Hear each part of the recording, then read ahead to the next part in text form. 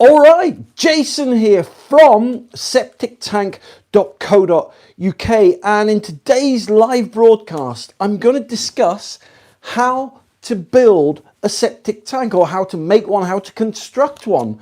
And it's a very popular question. Lots of people do this if they're going off grid.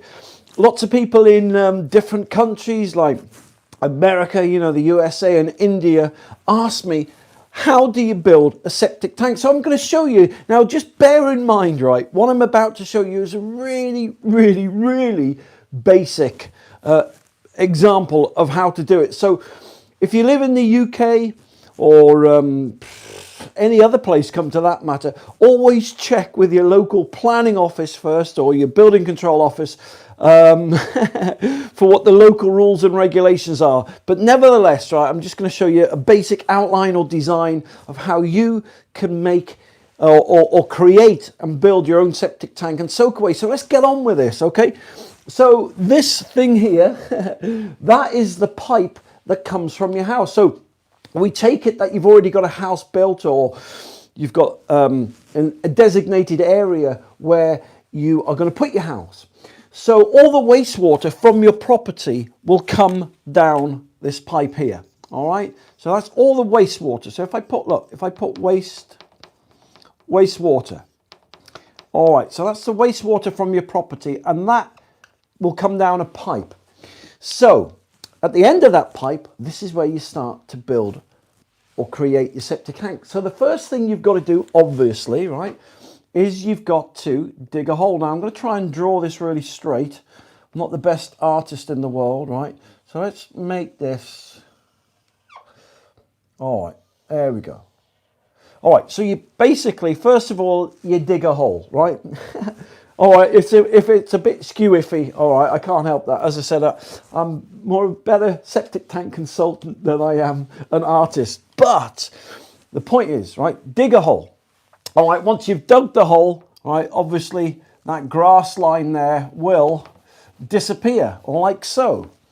All right, now once you've dug your hole, all right, once you've dug the hole, right, once you've done that, you then line it with either bricks or breeze blocks. So you've got, if you imagine you've got 1, 2, 3, 4 sides to this septic tank, like in a room, right? Then you either line it with breeze blocks or bricks or concrete shuttering, okay? So if you imagine that's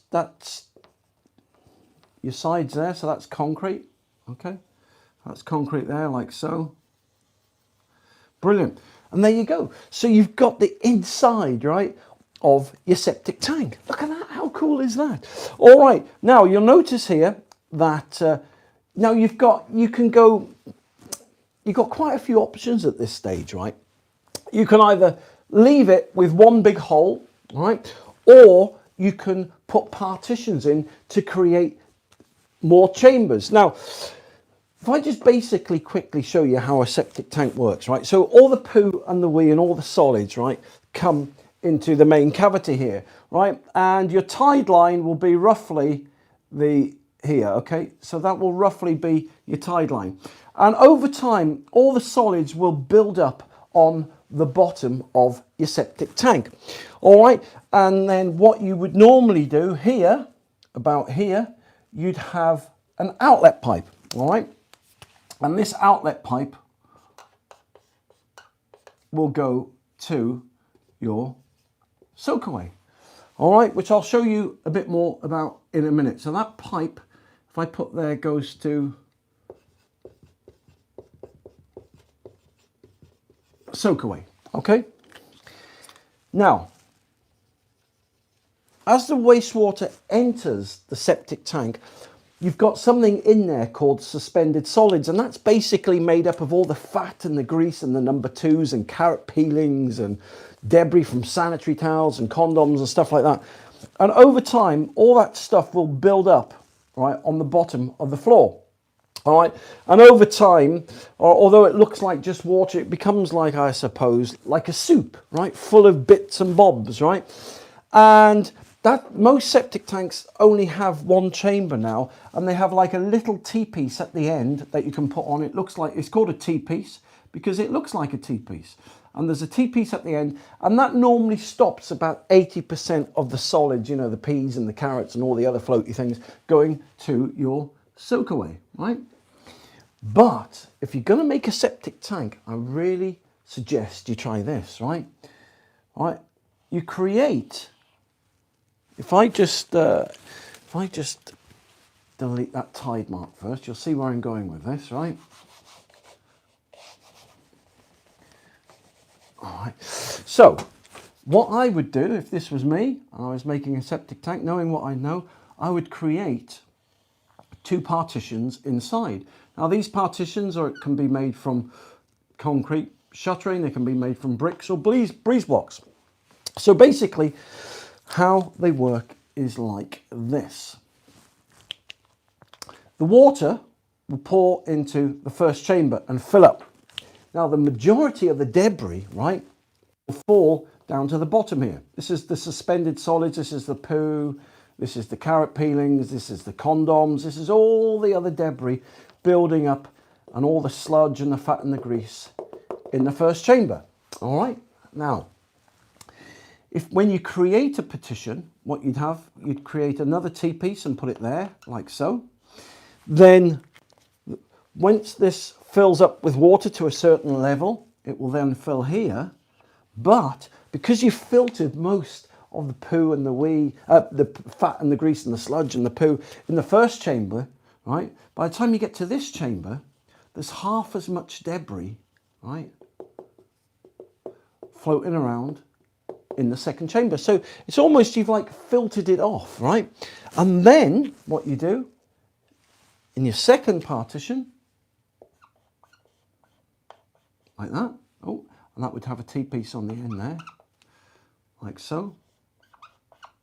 There you go. And then the water from the second chamber would then go into the third chamber here, and the fat and the grease and the sludge will be a lot less, all right, on the bottom and in the third chamber. So because I actually designed that initially with the one chamber in mind, what would happen now is that the third T-piece would be about there. All right, so you'd put a pipe in there, that would go through, and then that would be your new level to your soak away or your drain field or your leach field, whatever you want to call it. Okay, so that's your tide mark. So the water would reach that level and then it would make its way down there into the soak away. So if I was making a septic tank, if I was building one, I would build it, as I said, with 3 chambers. And so typically the time that emptying intervals will differ, but typically, you know, some people will put a stick in. So if you imagine this is, instead of the grass, now this is your lid, and so on top of your lid there you'd have kind of 3 manhole chambers, right? So you can lift the lid of chamber 1 here and you can see how much sludge is in the bottom. And then depending, you know, the tide mark on basically to these chambers will always be about 3/4 tall, right? But you can put a stick in. If you imagine you put your stick in, all right, so it will tell you whether the sludge is 1/4 of the way up, half the way up, 3/4 of the way up. When it gets to about 1/4 or half the way up, I would then get it sucked out. I don't know why I keep rubbing that out. But anyway, so that is, if you're going to make a septic tank, right, I recommend you make one like that. It'll last you for 100, 200 years, especially if it's made out of concrete or breeze block. Now, so you've got all your solids going in, you've got your liquids and your solids, you've got your solids settling to the bottom there, you've got your tide line of the wastewater. So for the soak away pit, there's loads of different soak away designs, right? But in this instance, for this one, all, generally speaking, you need is a soak away pit. Right, and a soak away pit, can you see that on there? Ooh, just about. A soak away pit is basically a pit that the outlet pipe from the septic tank goes into. So if I just extend that a bit there, look. All right, if I just extend that. So all the wastewater from here will go into here, right? And this pit would normally be filled with gravel or sand or shingle, stuff like that, right? And on top of here, that would generally be soil, right? So you put soil on the top. So you basically fill it 3/4 with sand or shingle or gravel, right? And what happens is that the water will then leave the soak away pipe. It'll make its way down in between the gravel and the other medium, and then it will soak away naturally into the soil. Now, obviously, again, as I said, depending on where you live, which county you live in, which country you live in, which state you live in, they have different rules and regulations as to what kind of soakaways you can or can't, connect to a septic tank. But I'm just showing you a really basic principle here. Basically, all the wastewater comes in with all the number ones and the number twos and the fat and the grease and the sludge.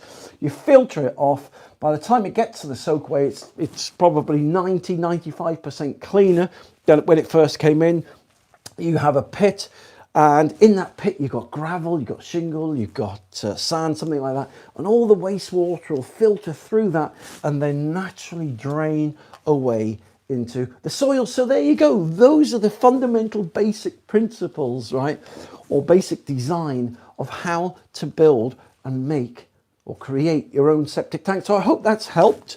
I know I apologize if it's really basic and I've oversimplified things, but I didn't want to muddy the water and complicate the issue. But nevertheless, that is how a septic tank and soakaway work, regardless whether you spent 50,000 quid on the best flipping, you've got a gold flipping septic tank and a flipping, gold colander for a soakaway.